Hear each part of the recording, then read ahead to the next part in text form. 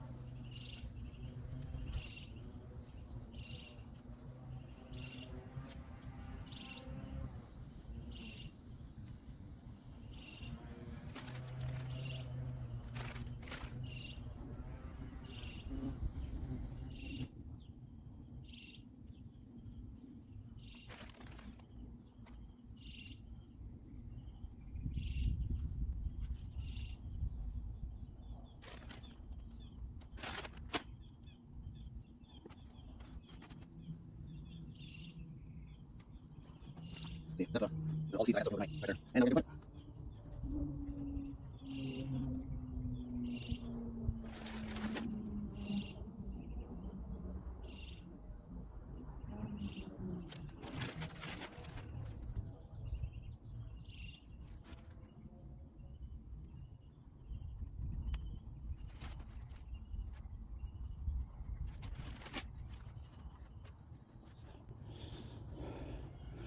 Bring in a little bit closer so you can kind of see what's going on here.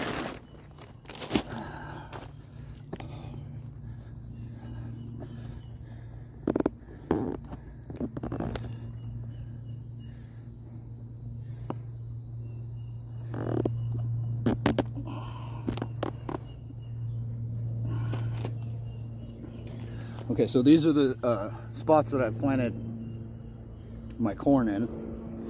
And then for the peas, what I'm going to do is I'm going to come out just a few inches. And I'll take one of these peas, drop it down in there.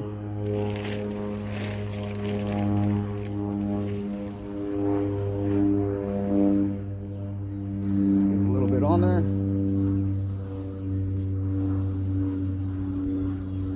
Same thing, we'll come over here.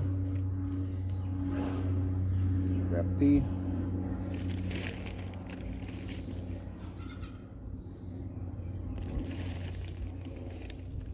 And then right here we've got this line. Come out here to this line. Looks like my knee pushed in quite a bit, so let me give it some extra soil. There you go. Grab corn.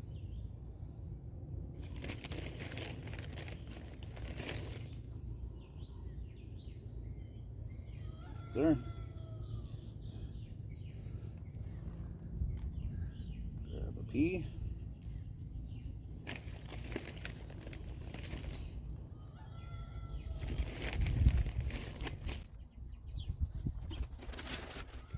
Then what I want. One here. One here. Another little tuck. This one.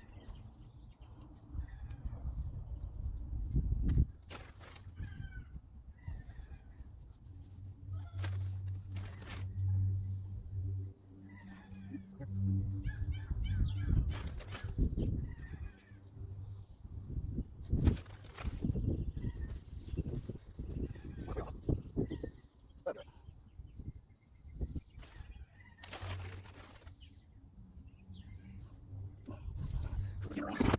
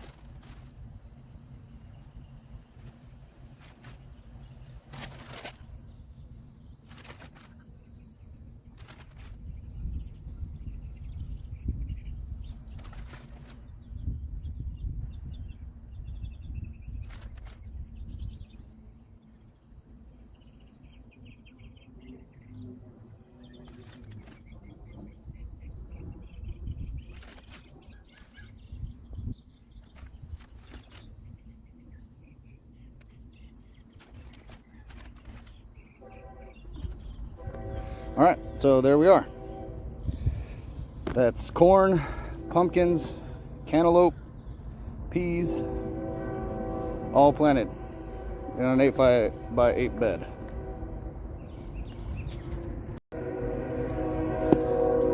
Thank you all so much for watching. Like, share, subscribe. And if you have any other growing tips for growing shit in Florida, drop them down in the comments. I know I would appreciate them, and probably anybody else that's ever tried to grow some stuff out here. Take care.